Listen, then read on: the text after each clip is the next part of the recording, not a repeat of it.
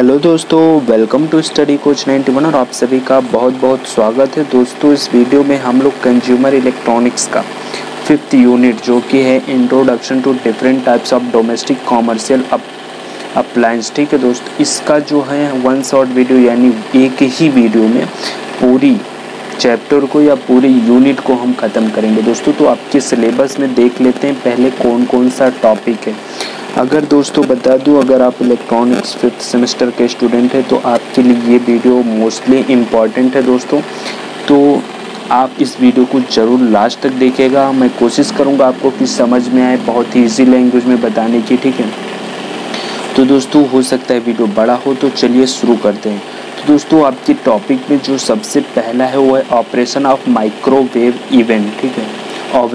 Oven.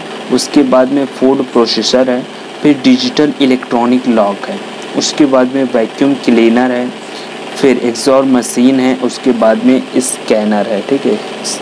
तो दोस्तों ये थी आप में जो सिलेबस में वो 6 टॉपिक्स हैं, ठीक है। अब हम चलिए स्टार्ट करते हैं इन सभी टॉपिक्स को अध्ययन करना है, ठीक है। तो सबसे पहला हम अपनी पहली टॉपिक को स्टार्ट करते हैं। हम लोगों की पहली टॉपिक क्या है? माइक्रोवेव ओवन, ठीक है। तो माइक्रोवेव ओवन क्या चीज़ होती है पहले मैं आपको ऐसे बता दूं, जिसमें हम खाना पकाते हैं, यानी कि माइक्रोवेव ओवन में हम क्या करते हैं? खाना पकाते हैं। इसमें पकाए जाने वाले भोजन की गुणवत्ता अच्छी होती है। इसमें जो हम भोजन बनाते हैं या पकाते हैं उसकी क्वालिटी जो होती है वो बहुत अच्छी होती है। इसकी आकृति हॉट केस जैसी होती है, ठीक है, यानी इसका आकार जो होता है एक हॉट केस जैसा होता है। इसमें किसी प्रकार का हीटिंग एलिमेंट प्रयोग नहीं किया जाता है। इसमें कोई गर्म करने वाली एलिमेंट का उपयोग नहीं किया जाता है, यानी हीटिंग एलिमेंट का प्रयोग नहीं किया जाता है।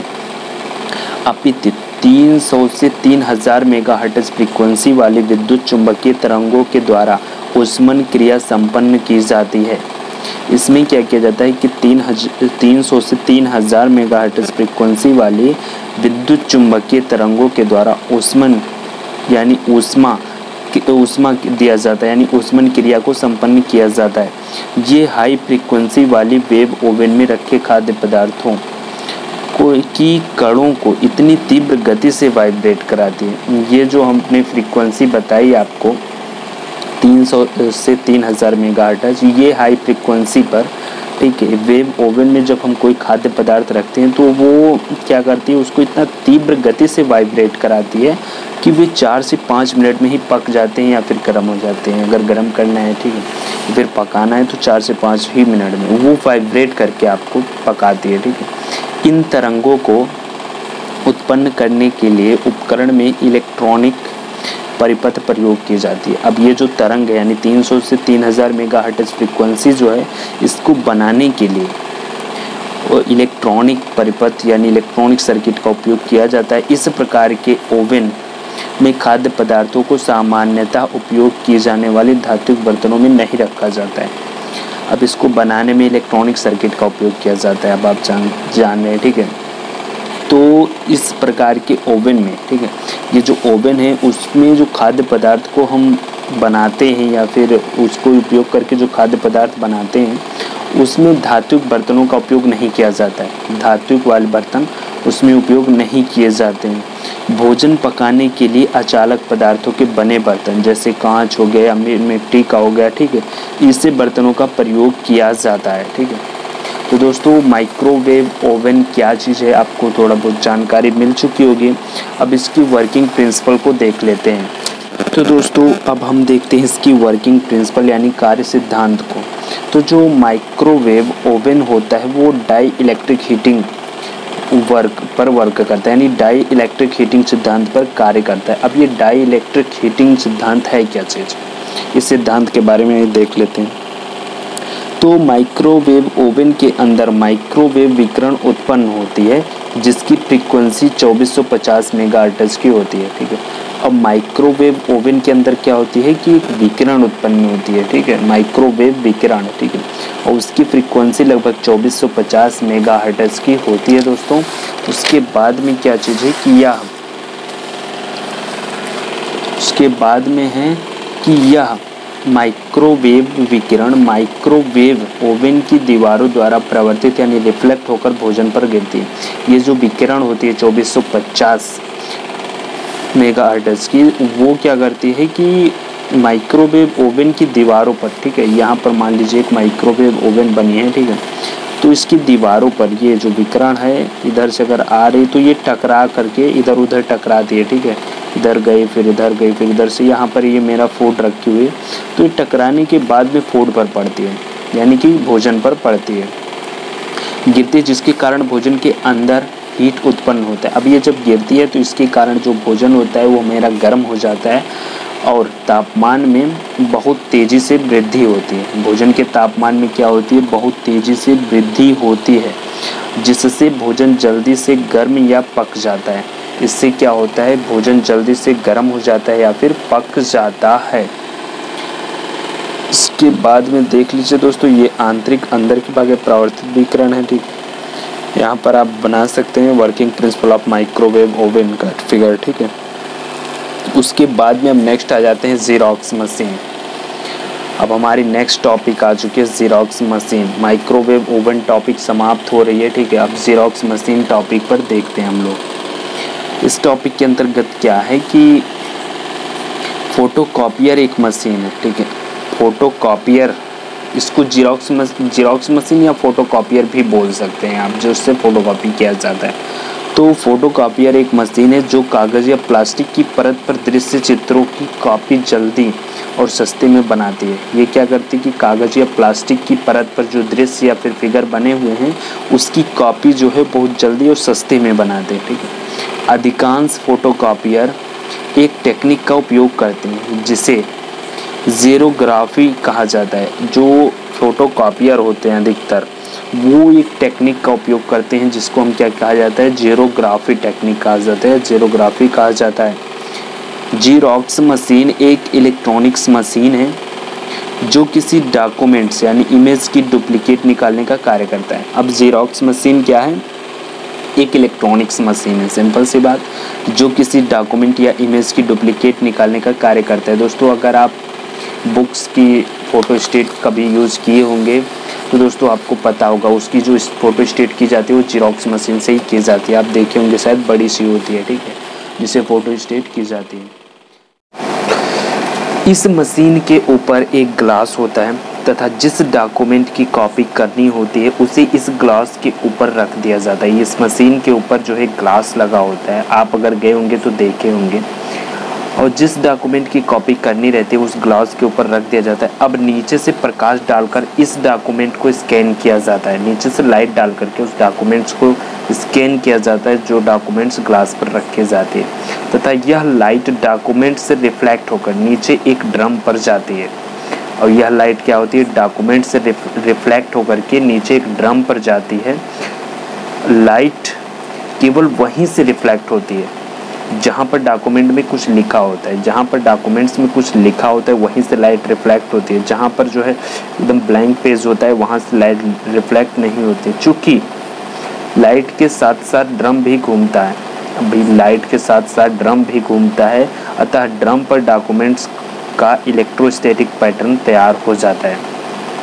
लाइट के साथ में क्या होता है कि ड्रम भी घूमता है, जिससे क्या होता है कि ड्रम पर डॉक्यूमेंट्स का इलेक्ट्रोस्टैटिक्स पैटर्न तैयार हो जाता है, ठीक है।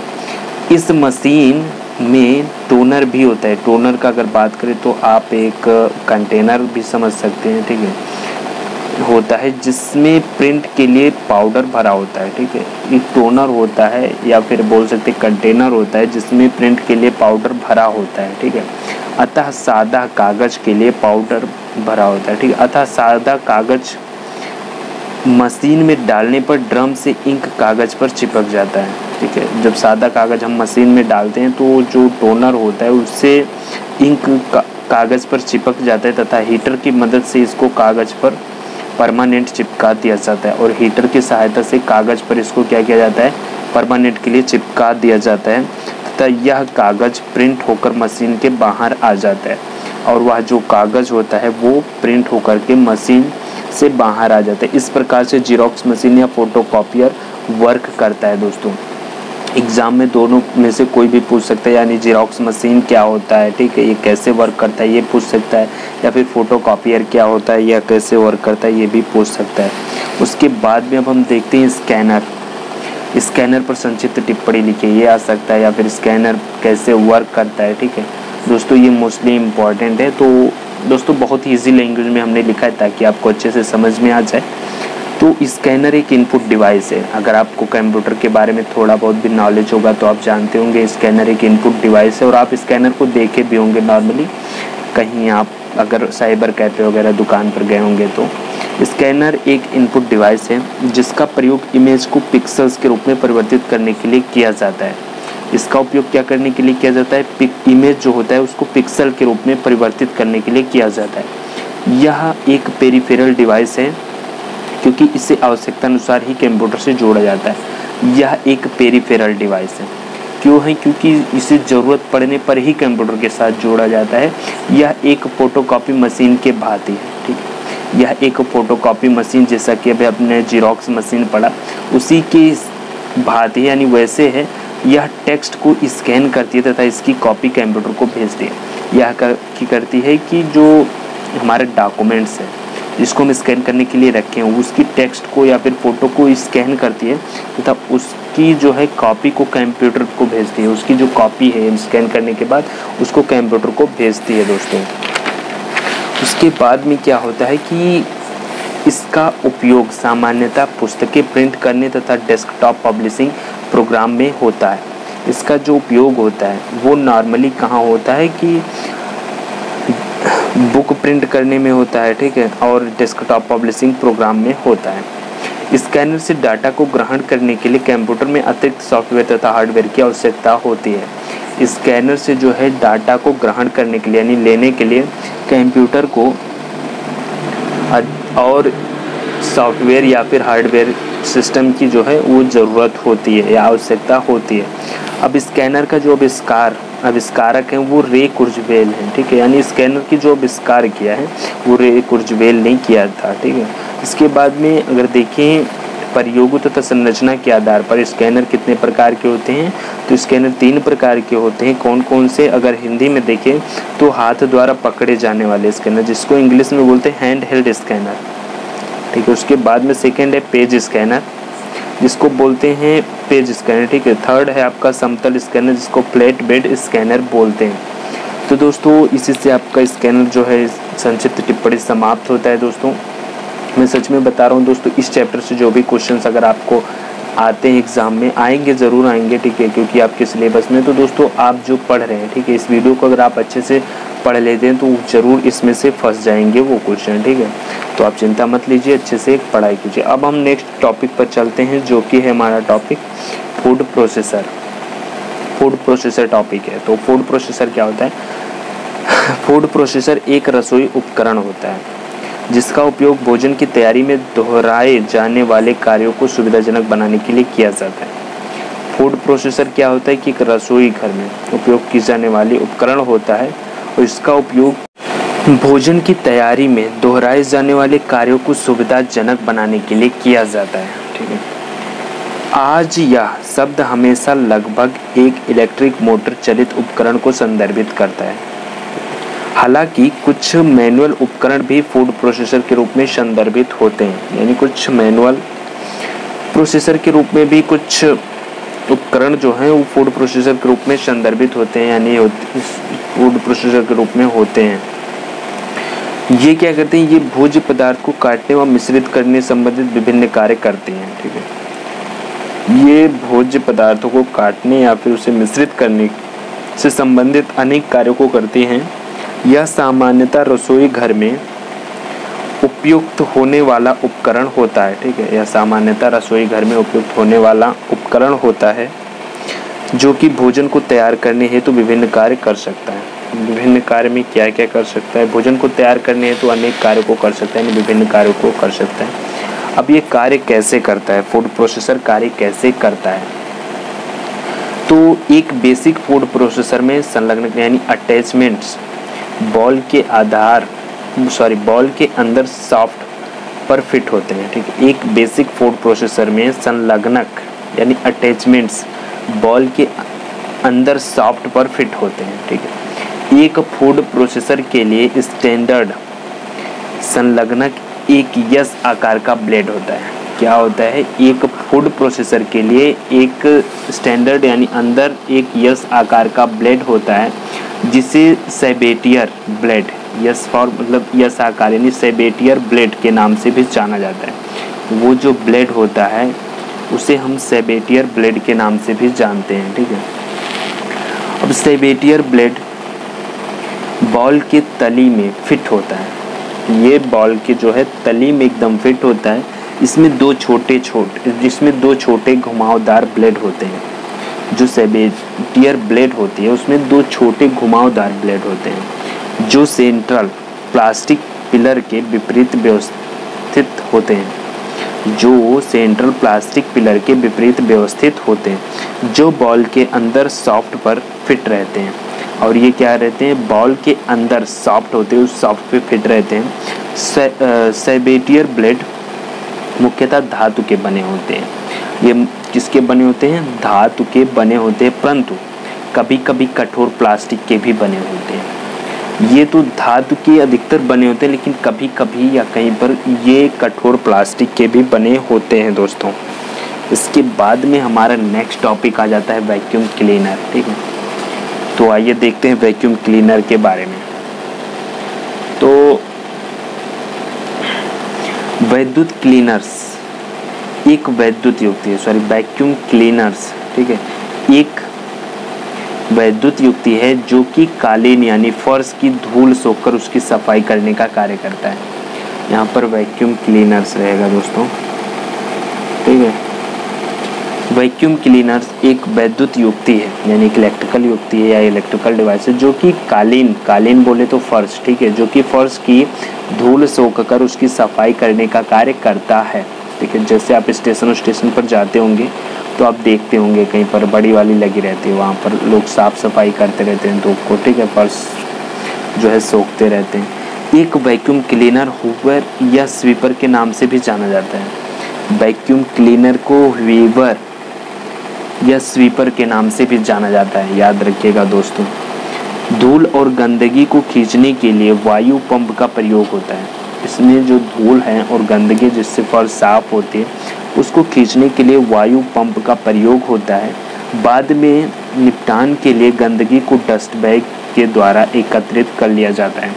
अब इसको जो है वायु पंप का प्रयोग करके जो उसमें गंदगी होती है यानी जो धूल वगैरह होते हैं उसको एक डस्टबिन, एक बैग होता है डस्ट बैग, उसमें अंदर चले जाते हैं खींच करके, ठीक है। और निपटान के लिए गंदगी डस्ट बैग में वो एकत्रित हो जाते हैं। फिर वैक्यूम क्लीनर को घरेलू तथा औद्योगिक अनुप्रयोगों में प्रयुक्त किया जाता है। इसको जो है घरेलू अनुप्रयोगों में या फिर किसी बिजनेस या इंडस्ट्रियल यानी औद्योगिक अन्य उपयोगों में भी इसका यूज़ किया जाता है। यह विभिन्न साइज तथा मॉडल में उपलब्ध होते हैं। अब जैसे घरेलू उपयोग के लिए करना है प्रयोग तो उसके लिए छोटे आते हैं, ठीक है। इसी प्रकार से मार्केट में जो है इसके बहुत से साइज के और बहुत से मॉडल के ये प्रोडक्ट उपलब्ध होते हैं वैक्यूम क्लीनर, ठीक है। उसके बाद में अब हम नेक्स्ट देखते हैं वैक्यूम क्लीनर का ही, और यही लास्ट टॉपिक है मेरा दोस्तों आज का। तो वैक्यूम क्लीनर डस्ट के साथ साथ तरल पदार्थों को भी एब्जॉर्ब कर सकता है। जो वैक्यूम क्लीनर है वो डस्ट यानी धूल के साथ साथ तरल पदार्थों को भी एब्जॉर्ब कर सकता है, ठीक है। इसमें एक वैद्युत मोटर द्वारा एक फैन को ड्राइव किया जाता है। इसमें क्या होता है, अंदर एक वैद्युत यानी इलेक्ट्रिक मोटर लगे होते हैं जिसके द्वारा फैन को ड्राइव यानी चलाया जाता है, जिससे कि मशीन के अंदर प्रेशर कम हो जाता है। और इसके कारण मशीन के अंदर जो होता है उससे प्रेशर कम हो जाता है। अतः एटमॉस्फेरिक प्रेशर कालीन से हवा को नोजल में पुश करता है, ठीक है। जो प्रेशर होता है एटमॉस्फेरिक प्रेशर जो होता है वो कालीन से हवा को नोजल में पुश करता है, ठीक है। यानी हवा से जो कालीन से हवा को नोजल में यानी अंदर की तरफ पुश करता है, जिससे डस्ट बैग में जाकर इकट्ठी होने लगती है। और इसी प्रकार से हमारा वैक्यूम क्लीनर वर्क करता है दोस्तों। तो दोस्तों आशा करता हूँ आपको ये वीडियो पसंद आया होगा दोस्तों। आपके जो भी एग्ज़ाम में क्वेश्चन फंसेंगे, ठीक है, वो इसी में से फंसेंगे, ठीक है दोस्तों। तो अगर आप यहाँ तक वीडियो को देख चुके हैं दोस्तों तो आप एक प्यारा सा कमेंट कर दीजिए वीडियो आपको कैसा लगा, ठीक है। और अपने दोस्तों के साथ शेयर कर दीजिए अगर वो भी इलेक्ट्रॉनिक्स 5th सेमेस्टर के स्टूडेंट हैं तो दोस्तों वो लाइक कर दीजिए और सब्सक्राइब अगर नहीं किए हैं तो सब्सक्राइब कर सकते हैं। ऐसे ही मिलेंगे नेक्स्ट वन शॉट वीडियो में, यानी एक ही वीडियो में पूरी चैप्टर का एंड, ठीक है। तो दोस्तों मिलेंगे इसे नेक्स्ट वीडियो में, तब तक के लिए बाय, अपना ख्याल रखिए।